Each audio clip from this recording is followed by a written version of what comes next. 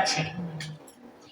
ওই গরুর মূর্তির পাশে আমার প্রভু এমনি করে দেয়ালে হাত দিয়ে এমনি করে জগন্নাথকে দর্শন করতেন। ওই জায়গা থেকে জগন্নাথটা সম্পূর্ণ দেখা যায়, ওইখানে দাঁড়িয়ে থাকতেন। আর ওই সন্ন্যাসী গৌর হরির আশেপাশে আর কেউ থাকতেন না, ওই জায়গাটা আমার প্রভু দাঁড়িয়ে থাকতেন, দেখে দর্শন করতেন আরতি।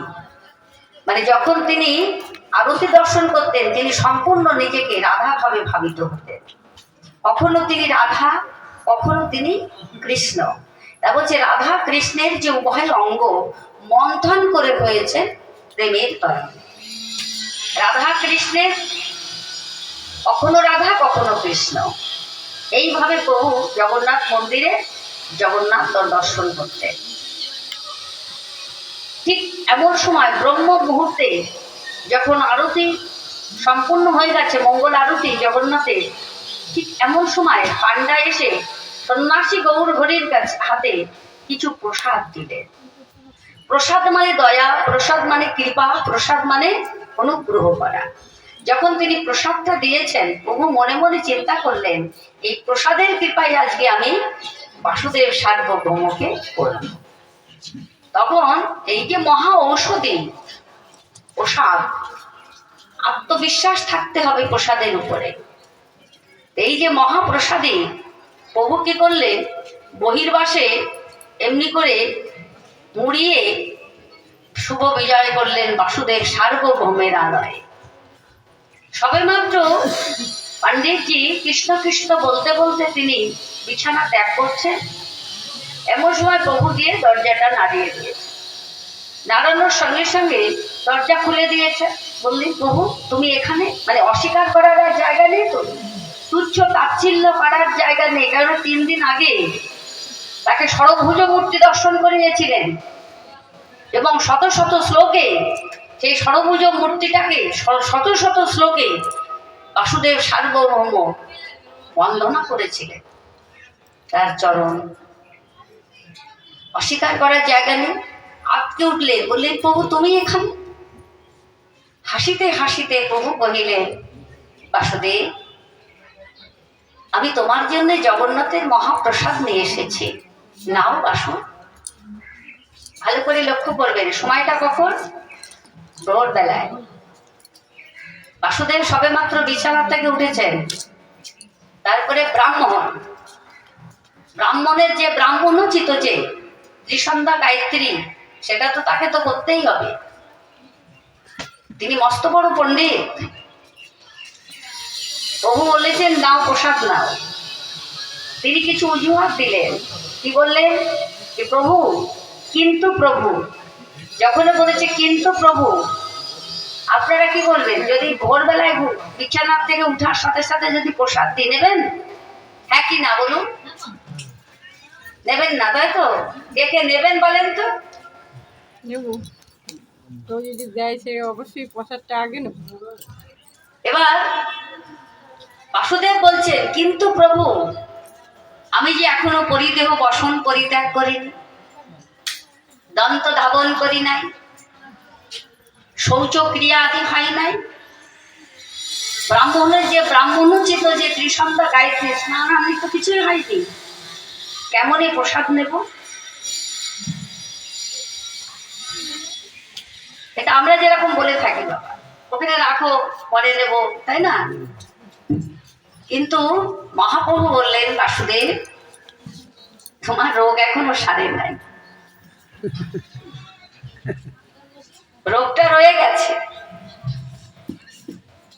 বাসুদেব প্লেন যখন উপরে উঠে যায়,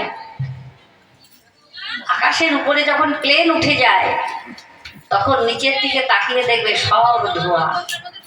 10 তলা বাড়ি, 5 তলা বাড়ি, নদী নালা খাল বিল সব ধোঁয়া, কিছু পরিষ্কার দেখা যায়? প্লেন যখন উপরে উঠে যায়। তাই বাসুদেব ভগবান তোমার সামনে এসে গেছে, ভগবতী কৃপা প্রসাদের কৃপা তোমার এসে গেছে, তুমি এখনো এইগুলো নিয়ে পড়ে থাকবে? এগুলো সংস্কার,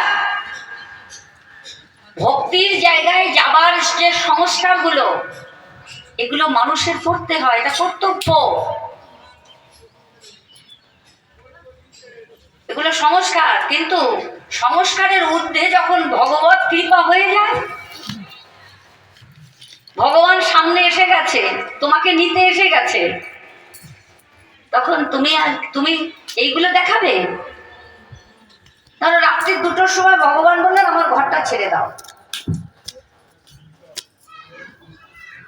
এসে বললো আমার ঘরটা ছেড়ে দাও, তুমি তো সুন্দর প্যালেস তৈরি করেছো, ঠিক আছে তুমি করো, কিন্তু হিসাব তো আমার কাছে। তুমি কখন আসবে আর কখন যাবে সেই হিসাবটা তো ভগবান রেখেছে, সেটা কি আমরা জানি?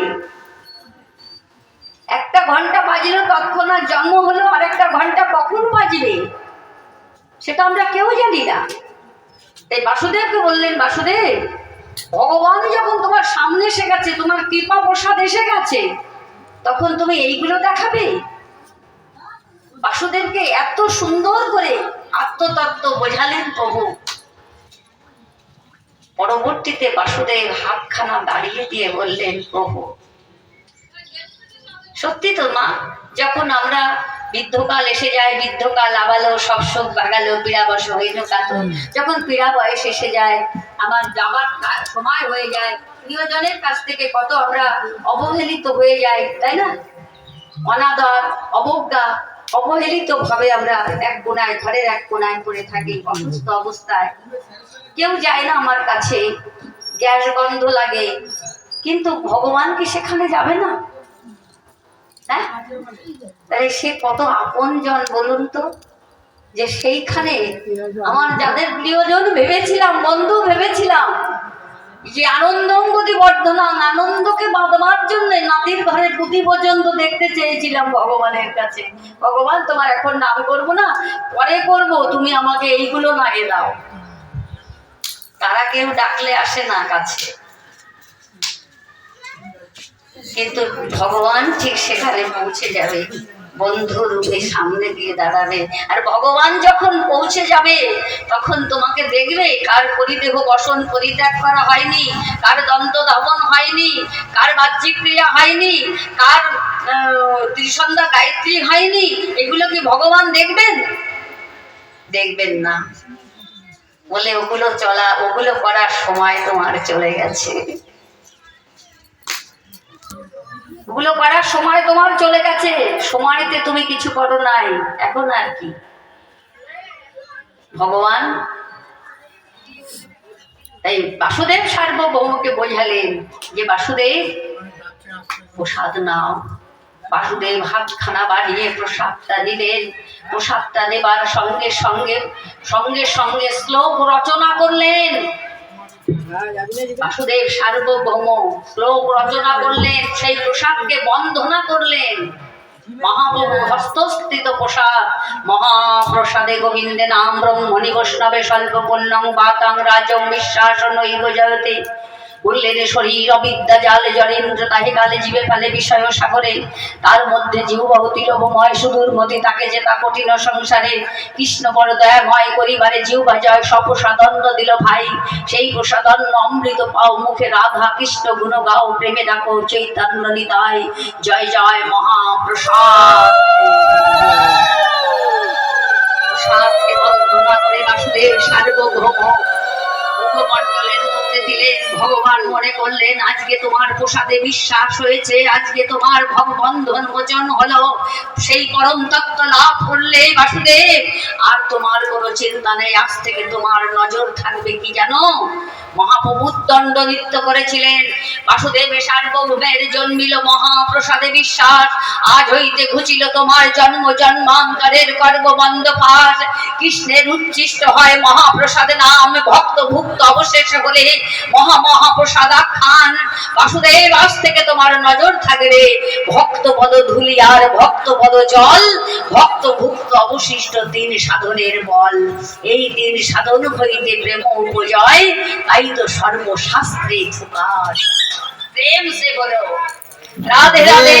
চৈতন্য মহাপ্রভু কি, চৈতন্য মহাপ্রভু কি, চৈতন্য মহাপ্রভু কি। মহাপ্রভুর কৃপা হয়ে গেল।